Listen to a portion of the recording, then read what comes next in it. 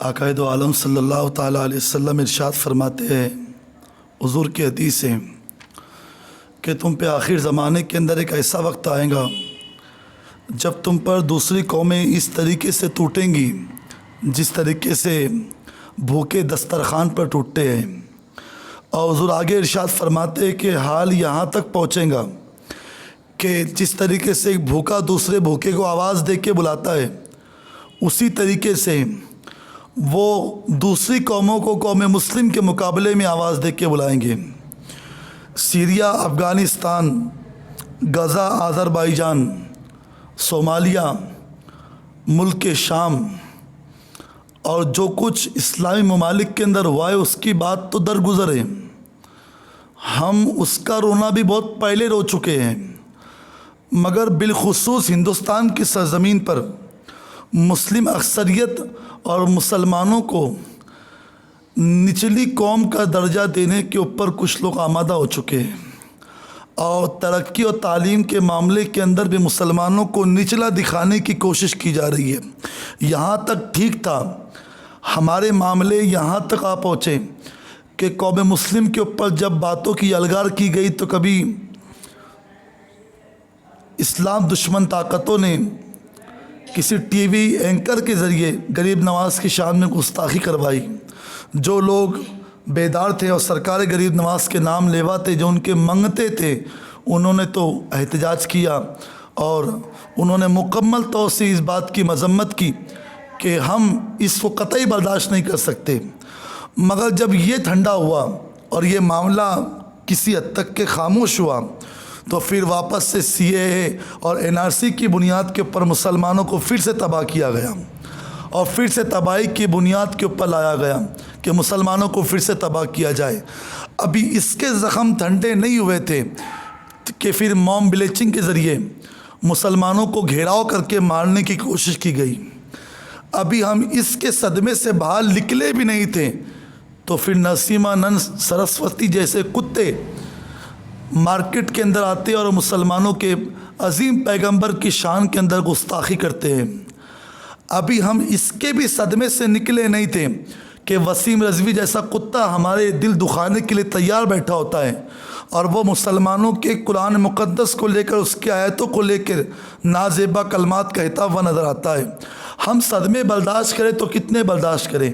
मेरी कौम की हालत ये है कि आधे लोग तो जो चादर ओढ़ के सोए हैं तो वो तो अपने घर की आग उनके बिस्तर तक पहुंचने के बाद ही उठेंगे, और कुछ लोग जो बाशऊर हैं और जिनको अल्लाह तबारक व ताला ने ये शऊर दिया कि कौम मुस्लिम के लिए कुछ कर सकते हैं, तो उनका साथ देने वाला मौजूद कोई नहीं।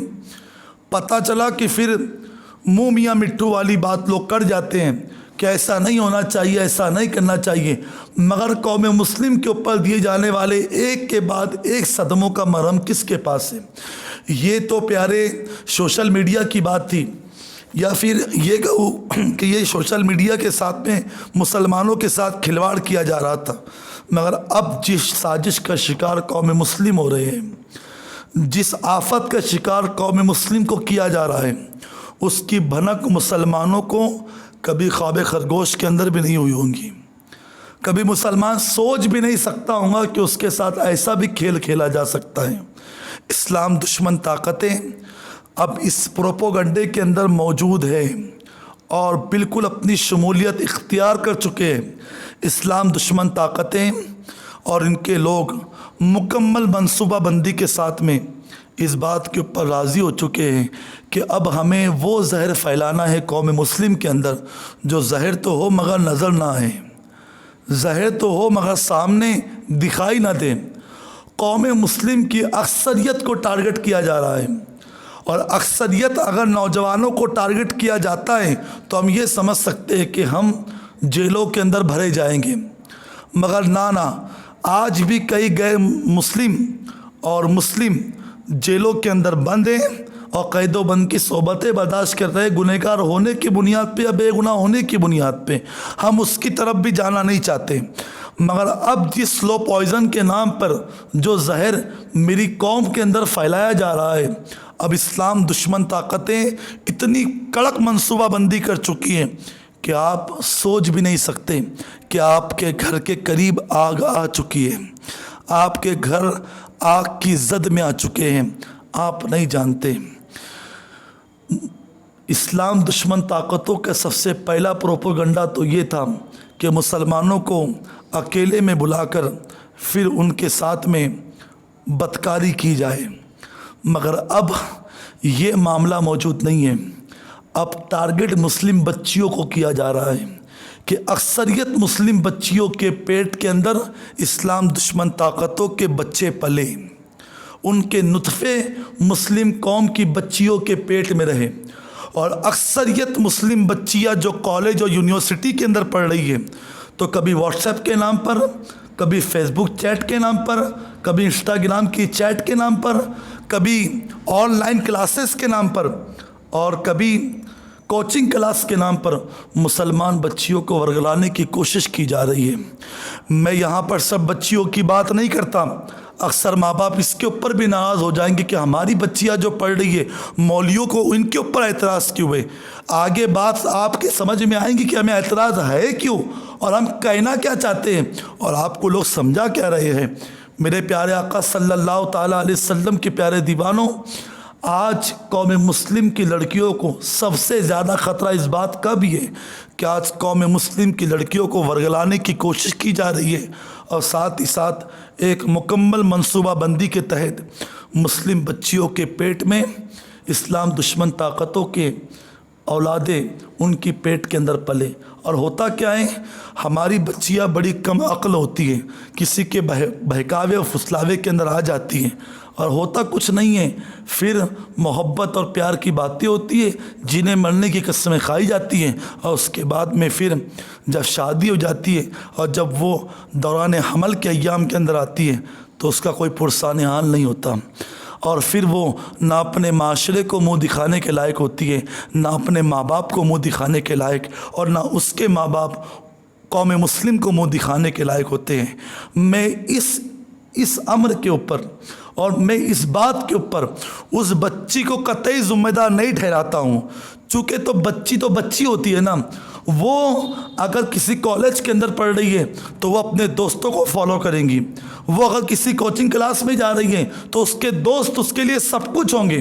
یہ تو اس کی کم عقلی کی بنیاد کے اوپر میں کہہ رہا ہوں۔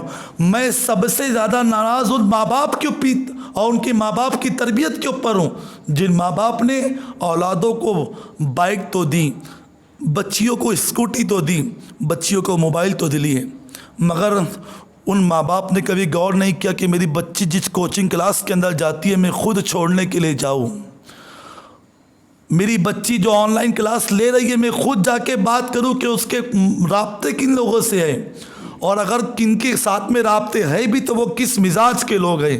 ہم نے کبھی نہیں سوچا کہ ہماری بچیاں کالج اور یونیورسٹی کے نام پہ کیا کھیل کھیل رہی ہے یا کیا کھیل کھیلایا جا رہا ہے ان سے۔ میں ان بچیوں کو غلط بالکل نہیں کہوں گا، میں اس بچی کو غلط کس بنیاد کے اوپر کہوں جس بچی کی پیدائش پر حضور صلی اللہ علیہ وسلم نے رحمتوں کی بشارت دی ہو۔ آقا فرماتے ہیں ایک گھر کو دیکھتے ہوئے کہ جاؤ اس گھر کو دیکھو کہ وہاں پر کیا ہو رہا ہے۔ صحابہ نے جا کے دیکھا تو کہا کہ حضور وہاں کسی بچی کی پیدائش ہوئی ہے، لڑکی پیدا ہوئی۔ حضور مسکرا پڑے۔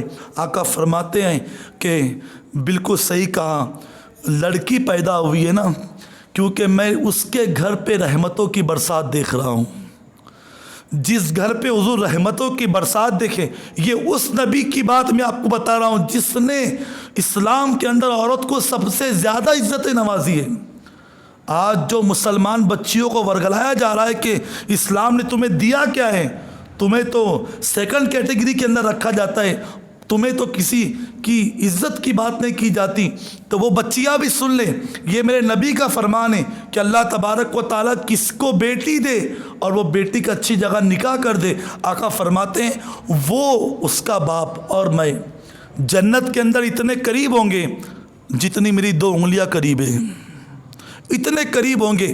یہ بیٹے کی آمد کے اوپر حضور نے کبھی نہیں کہا، کسی لڑکے کی آمد کے اوپر میرے آقا نے کبھی نہیں کہا کہ تمہارے گھر اگر لڑکا پیدا ہوا تو یہ بشارت ہے۔ جتنی نیک بشارت حضور نے دی، بشارت کی بات آئی تو یہ بات اور بھی سن لیں۔ اگر بیٹی پیدا ہوئی تو باپ جنتی، بہن بنی تو بھائی جنتی، بیوی بنی تو شوہر جنتی، اور جب ماں بن گئی تو اللہ تبارک و تعالیٰ نے ساری جنت کو سمیٹ کے اس کے قدموں میں ڈال دیا۔ جس جنت کی طلب میں پوری دنیا عبادت کر رہی ہے وہ جنت ماں کے قدموں کے نیچے ہے۔ یہ اسلام نے عزت ایک عورت کو عطا فرمائی، مگر ہائے رے باپ، تو نے کبھی بچی کو تربیت نہیں دی۔ میرے مرشد اکثر کہا کرتے تھے کہ اگر کوئی پودا لگا دیا جائے اور وہ پودے کو لگانے کے بعد میں اگر اس کے اوپر روزانہ توجہ نہ دی جائے تو پھر وہ کتنا بھی مہنگا پودا ہو اور اس پہ کتنی بھی اچھی خوشبو آتی ہو، وہ پودا کبھی کامیاب نہیں ہو سکتا خوشبو کے معاملے میں۔ وہ کبھی کسی کی مشاں میں جا کر معطر نہیں کر سکتا، وہ کسی چمن میں رہ کے مہک نہیں سکتا۔ بلا تشبیہ بلا تمثیل ایک بچی کی تربیت بھی ایک پودے کی طرح ہوتی ہے، ایک گلاب کی طرح ہوتی ہے، ایک پھول کی طرح ہوتی ہے۔ یہ ماں باپ کا کام ہے کہ وہ کس طریقے سے سینچ رہے ہیں، یہ ماں باپ کا کام ہے کہ وہ کس طریقے سے اس کی تربیت کر رہے ہیں۔ آقا دو عالم صلی اللہ تعالیٰ علیہ وسلم نے کیا اسی لیے طائف کے میدان کے اندر پتھر کھائے تھے کہ آپ کی بچی آپ پارلر کا رخ کرے اور اپنے اچھے بھلے چہرے کو بگاڑے اور آپ اس کے اوپر راضی بھی رہیں؟ جب ماں انگلی پکڑ کے بچی کے ساتھ میں پارلر جائیں گی وہ بچی کیا اسلام کی شہزادی کہلائیں گی؟ جو ماں خود کہے کہ ولیمہ اور شادیوں کے اندر تیرا پارلر جانا ضروری ہے یا تنگ کپڑے پہننا ضروری ہے تو وہ بچی اور وہ ماں باپ کے تعلق سے میں کیا بات کہوں؟ پھر وہ بچیاں غیر مسلم کے ہاتھ میں ہاتھ نہیں دیں گی تو کیا دیں گی؟ وہ بچیاں کسی غیر کے ہاتھ میں ہاتھ نہیں دیں گی تو کیا دیں گی؟ ہم نے بچیوں کو دیا کیا ہے؟ میں بچیوں کو غلط کہہ نہیں سکتا، وہ ناقص العقل ہے۔ اللہ نے اس کے ماں باپ کو شعور دیا تھا، وہ کہہ سکتے تھے۔ سب سے بڑی غلطی ماں باپ کی کہ انہوں نے تربیت کے معاملے میں بچیوں کو تشنا رکھا۔ اگر تربیت کی بات ہے تو پھر یہ بات بھی سن لیں، اگر تربیت مولا علی دیتے ہیں نا تو پھر علی کی بیٹی زینب بنتی ہے، اگر تربیت بھائی حسین دیتا ہے نا تو پھر اس کی بہن زینب بنتی ہے۔ ہاں یہ تربیت بڑی قیمتی ہوتی ہے پیارے۔ آقا دو جہاں صلی اللہ تعالیٰ علیہ وسلم نے کیوں فرمایا کہ ایک اولاد کی سب سے پہلی تربیت گاہ ماں کی گود ہوا کرتی ہے؟ کیوں کہا؟ اگر باپ تربیت دینا بیٹی کو تو روایتوں میں آتا ہے کہ کوفہ کی سرزمین کے اوپر سب سے پہلے قرآن کو حفظ کرنے والے کا نام اور قرآن کے حفظ کرنے کے بعد تفسیر بیان کرنے والی کا نام سیدہ زینب کی ذات ہے، جنہوں نے کوفہ میں سب سے پہلے تفسیر قرآن عورت ہو کے ادا کی ہے، عورت ہو کے جو حافظہ بنی ہے وہ سیدہ زینب کی ذات ہے۔ اگر باپ علی ہو تو بیٹی بھی زینب ہوتی ہے، باپ جب علی ہو تو پھر بیٹی زینب بن کر سالار قافلہ بھی بنتی ہے، جب باپ علی ہو تو بیٹی زینب بن کر حسین کے لاشے کا پہرا بھی دیتی ہے، جب باپ علی ہو تو بیٹی زینب بن کر صغرا کو تسلی بھی دیتی ہے، سکینہ کو پانی بھی پلانے کی بات کرتی ہے، جب باپ علی ہو تو بیٹی زینب بن کر اماموں کے امام زین العابدین کو جلتے ہوئے خیمے سے نکال کر اپنی پشت پر لا کر تمام سیدوں کو زندگی عطا کرتی ہے۔ آپ کیا سمجھتے آپ نے بیٹی کو دیا کیا ہے؟ لوگ کہتے ہیں مولوی چیختے چلاتے ہماری بیٹی آگے کب بڑھیں گی؟ میں کہتا ہوں ڈاکٹر بناؤ، انجینئر بناؤ، پروفیسر بناؤ، ٹیچر بناؤ، پہلے کربلا پڑھا دو، پہلے زینب کا کردار اس کو بتا دو کہ کردار زینب کسے کہتے ہیں، پھر وہ کالج کی سیڑھی پہ قدم بھی رکھیں گی تو سیدہ کائنات کے اسوہ حسنہ کو دیکھ کے رکھیں گی۔ اگر وہ ڈاکٹر بھی بنے گی، اگر وہ انجینئر بھی بنے گی، پروفیسر بھی بنے گی تو پھر اس کی نگاہوں کے اندر حیا کے پردے ہوں گے، چونکہ اس نے کربلا پڑھی ہوئی ہے، ہم نے دیا کیا؟ دوسری سب سے بڑی غفلت ہماری کہ ہم نے ہماری نوجوان بچیوں کے ہاتھوں میں موبائل دیے، خاص طور پہ وہ بچیاں جن کے رشتے نہیں ہوئے۔ آپ جانتے پہلے خطوں کا دور تھا تو علماء نے خط لکھنے سے منع کیا تھا بچیوں کو، کیونکہ اس وقت بات چیت کا ذریعہ خط تھا۔ اب بات چیت کا ذریعہ خط نہیں ہے، آپ ایک موبائل لیجئے اور اس میں خاموشی کے ساتھ میں آپ واٹس ایپ کے اوپر چیٹ کر سکتے۔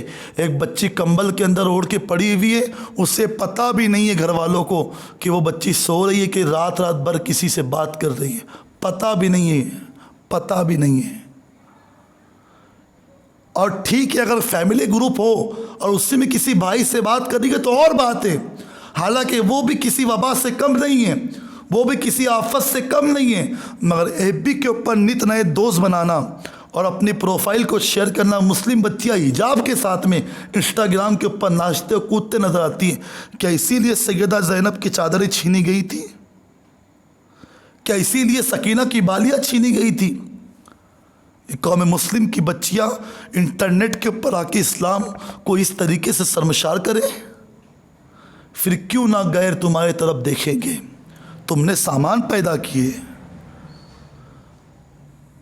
جبکہ علماء کے لیے یہ حکم ہے کہ اگر وہ کسی آنے والے سے بات کرے، آنے والی اگر سائل ہو، کوئی لڑکی ہو، کوئی عورت ہو، تو ضروری ہے کہ اس سے وہ تلخ لہجے کے اندر بات کریں۔ اور یہاں ہماری بچیاں اسٹور پہ جاتی ہے کچھ خریدنے کے لیے تو ہنسی مذاق کر کے غیروں سے باتیں کرتی ہیں، وہ ہنسی مذاق پھر نمبروں کے اندر بدلتے ہیں اور نمبر پھر باتوں کے اندر بدلتے ہیں۔ یہ میری قوم کا حال ہے۔ جا رہی ہوں کوچنگ کلاس کے اندر، باپ کو پتہ بھی نہیں ہے، کوئی آ کے کہہ دے تو اس کو باپ گالیاں دے دیتا ہے کہ آپ کیا کہہ رہے ہو۔ میں سب لڑکیوں کی بات نہیں کرتا، مگر اکثریت مسلم بچیوں کو ٹارگٹ کیا جا رہا ہے۔ میں میری کسی قوم کی بچی کی برائی بیان کرنے نہیں بیٹھا ہوں، واللہ مجھے ہر بچی کی دل سے عزت ہے کہ وہ بچی کی عزت سلامت رہے، مگر باپ تو پہلے فکر کرے، ماں تو پہلے توجہ دے دے۔ ماں کہتی بیٹی تو ہے، بچی تو ہے، باپ کہتا ابھی بڑی کا ہوئی، اور جب 18 سال کی عمر میں کسی کے ہاتھوں میں ہاتھ دیتی ہیں تو باپ روتا ہوا مولوی کے پاس آتا ہے کہ دعا کرو حضرت، ہماری بچی ہمارے ہاتھوں سے نکل گئی ہے۔ وہ بچی ہاتھ سے نہ نکلتی اگر تو اسے کردار زینب اور کربلا کی داستانیں اور سیدانیوں کی داستانیں پہلے سنا دیتا، شاید کہ وہ تیرے ہاتھ سے نہ نکلتی۔ مگر یہ قوم مسلم کا معاملہ ہے۔ اگر آپ کی بچی موبائل پہ آن لائن کلاس لے رہی ہے نا، تو کلاس اس کی 1 گھنٹے کی ہے، کلاس اس کی 1 گھنٹے کی ہے، اور 1 گھنٹہ کلاس لینے کے بعد میں وہ دن بھر اپنے موبائل کے اوپر کیا کر رہی ہے یہ باپ کو پتہ تک نہیں ہے۔ اسی لیے کہا جاتا ہے کہ اگر آپ بچیوں کو کمپیوٹر اور لیپ ٹاپ دلاتے ہو تو وہ کمپیوٹر اور لیپ ٹاپ کے لیے یہ بات الاؤ مت کرو کہ اس کے بیڈ روم میں لے کے سوئیں گی، موبائل اس کے بیڈ روم میں لے کے سوئیں گی، کمپیوٹر اس کے بیڈ روم کے اندر ہوگا، نہ۔ یہ اتنی بڑی وبا ہے جس سے قوم مسلم کی بچیاں سوسائڈ تک کے پہنچ رہی ہے۔ جب محبتوں میں ناکامی ہوتی ہے تو پھر یہیں تک بات پہنچتے، نسیں کاٹتے، پھر کہتی ہے وہ دیوانی ہو کے کہتی ہے کہ میں تو اسی سے شادی کروں گی۔ اسے حق کہاں سے کہنے کا کہ وہ کسی غیر کے ہاتھوں میں ہاتھ دے اور ماں باپ کو مجبور کرے۔ اکثر بزرگوں نے کہا ہے کہ جس بچی کو بھاگ کر مسجد آنے کی اجازت نہیں، اسے کسی غیر کے ہاتھ میں ہاتھ دے کے بھاگنے کی اجازت کس نے دی ہے؟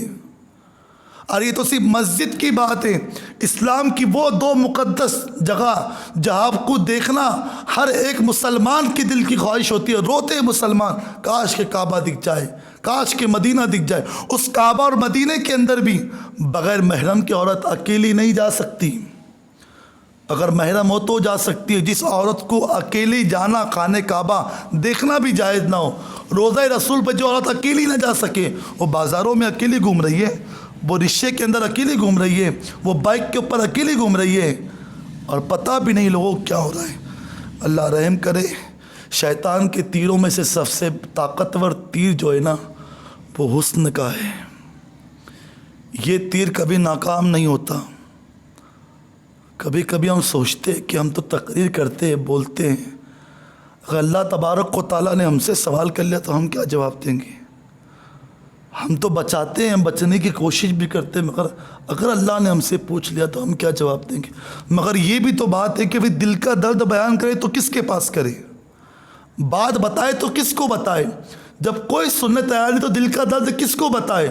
جب واٹس ایپ کے اوپر جب میری قوم کے مفتی، جو واٹس ایپ کے مفتی بنے ہوتے ہیں نا، جو نمازوں کے وقت میں میسج دیتے کہ اسلام کو بچاؤ، اور جو نماز پڑھ کے اسلام کو بچا نہیں سکتے، وہ واٹس ایپ کے اوپر سمجھتے کہ اسلام بچ جائے گا، کہتے دیکھو مسلم بچیاں، دیکھو مسلم بچیاں، دیکھو مسلم بچیاں۔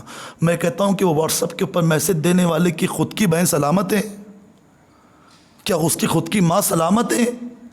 کیا اس کی خود کی بھابھی سلامت ہے؟ اس کی چاچی سلامت ہے؟ مگر آؤ، جنہوں نے زندگی دی نا اللہ کی طرف، پھر وہ کربلا میں کٹ گئے، میں انہیں یقین تھا کہ زینب و سغرا کبھی ایمان کا سودا نہیں کریں گی. انہیں یقین تھا سغرا کبھی سودا نہیں کر. روایتوں میں آیا ہے کہ جب امام علی مقام کے لاشے کے پاس سیدہ زینب کا جانا ہوا تو بھیا کے ادب میں سر پہ دوپٹہ نہیں تھا. تو جو خیمے جل رہے تھے نا وہ خیمے کا جلا ہوا ٹکڑا سیدہ زینب نے لے کر اپنے سر پہ رکھا. پھر بھیا کی بارگاہ میں پہنچی. بیبیوں نے سوال کیا تھا کہ سیدہ ہمیں نماز پڑھنی ہے اور نماز کے لیے ہمارے پاس پانی نہیں ہے. میر انیس نے یہاں تک کہ لکھا ہے کہ سیدہ زینب نے کہا تھا کہ اپنے گھر کے جو شہید ہیں نا ان کے خون سے تیمم کرو, اب بھی تم نماز نہیں چھوڑ سکتے. میری قوم کی بچی کے لیے نماز چھوڑنا کتنا آسان ہے. کسی نیک کے سامنے نیک بن جانا بڑا آسان ہے پیارے, اکیلے میں نیک بننا بڑا مشکل ہے. سیدہ زینب وہ کنات جسے ہم کہتے ہیں نا خیمے کی کنات, وہ کنات سر پہ ڈال کر اور پھر بھیا کے لاشے کے پاس پہنچے. وہ سیدہ زینب جب شام کے بازاروں میں چل رہی تھی تو سکینہ سے کہا کرتی تھی, سکینہ نگاہ نیچی رکھ کے چلنا. یہ شامی لوگ ضرور ہیں مگر ہم اہل بیت کی شہزادیاں ہیں, یہ نہیں جانتے کہ ہمارا مرتبہ کیا ہے, مگر تم نگاہ نیچی کر کے بتا دینا کہ تم حسین کی بیٹی ہو, تم حسین کی بیٹی ہو, تم بتا دینا. وہ سیدہ زینب جو یزید کے دربار میں بھی پہنچے تو خطبے میں علی کی آواز میں بات کریں. روایتوں میں آیا کہ وہاں ایک صحابی بیٹھے ہوئے تھے دربار یزید میں. جب سیدہ زینب نے خطبہ دیا نا تو اس صحابی نے کسی سے کہا کہ علی آئے ہے کیا, علی ہے. لوگوں نے کہا علی نہیں ہے, علی کی بیٹی ہے زینب. وہ صحابی کہتے ہیں مجھے ہو بہو علی کی آواز لگی, مجھے ہو بہو علی کی آواز لگی, مجھے ہو بہو علی کی آواز لگی. زینب نے کسی حال میں پردہ نہیں چھوڑا, دربار میں بھی بولی تو لہجے میں علی کے, دربار میں بھی بولی تو لہجے میں علی کے. زینب نے کسی حال میں پردہ نہیں چھوڑا. اور آج پردے کبھی کبھی ہم جو چادر رکھتے ہیں نا وہ زیادہ موٹی لگتی ہے ہمیں, اس سے پتلے تو ہمارے دوپٹے ہو چکے ہیں. کیا منہ دکھائیں گی یہ بچیاں سیدہ کائنات کی بیٹیوں کے سامنے, کیا منہ لے کے جائیں گی؟ جب وہ اتنے ہی سوال کر لے کہ ہماری چادر اس لیے چھینی گئی تھی کہ تم اپنے پورے جسم کو کسی غیر کے لیے جائز کر دو نکاح سے پہلے. پتہ لو اپنے آپ کو کچھ بچا نہیں ہے, اب کچھ رہا نہیں ہے, لاؤ لگاؤ اس طرف, ورنہ قوم مسلم کی بچی اگر بہک گئی نہ پھر آنے والی نسلوں میں کبھی کوئی صلاح الدین ایوبی پیدا نہیں ہوگا. ہم آنے والی نسلوں سے امید نہیں رکھ سکتے کہ ہمیں کوئی پرتو عمر نظر آئے جو غریبوں کی مدد کرے. ہم آنے والی نسلوں سے امید نہیں رکھ سکتے کہ ہماری نسلوں کے اندر کوئی نور الدین زنگی تیار ہوگا. ہم امید نہیں رکھ سکتے آنے والی نسلوں سے کہ ہم میں کوئی خالد بن ولید جیسا پیدا ہوگا, چونکہ یہ سارے کسی ماں کے پیٹ سے پیدا ہونے والے بچوں کا نام ہے. کسی ماں نے ان کو پیدا کیا تب جا کے یہ امت کے لیے کام آئے. ماؤں کے دامن اتنے سلامت تھے, آج دامن گندے ہو رہے ہیں. لاچوں کے اندر مسلمانوں کی بچیاں بک رہی ہیں, باتوں کے اندر مسلمانوں کی بچیاں سوچتی بھی نہیں ہے کہ وہ کس ماں سے غداری کر رہی ہے. وہ ماں جس نے نہ جانے کتنے درد سہ کر اسے دنیا کے اندر لایا. وہ باپ جس نے اپنے جیب خالی کر کے اس کو شہزادی بنا کے رکھا. وہ سودا کر رہی ہے اسی بائک پہ گھومنے کے نام پہ, وہ سودا کر رہی ہے زیورات کے نام پہ, وہ سودا کر رہی ہے موبائل کے ریچارج کے نام پہ, اچھے کپڑوں کے نام پہ. کہاں جا رہے ہو؟ اللہ نے اگر زندگی دی تو اس کے آگے کبھی بیان ہوگا انشاءاللہ. ابھی طاقت اتنی ہے کہ میں اتنا ہی بیان کروں. دعا ہے اللہ کی بارگاہ میں کہ رب قدیر ہم سب کو کہنے سننے سے زیادہ مولا عمل کی سعادت نصیب فرمائے انشاءاللہ. 1 محرم سے لے کے 10 محرم تک شاہی مسجد مرکز اور ذمہ داران کے زیر اہتمام اور نوجوانان اہل سنت کے زیر اہتمام شاہی مسجد میں چونکہ لاک ڈاؤن ہے 5واں سالانہ ذکر تاجدار کربلا انشاءاللہ 1 محرم سے اس کی شروعات ہوں گی.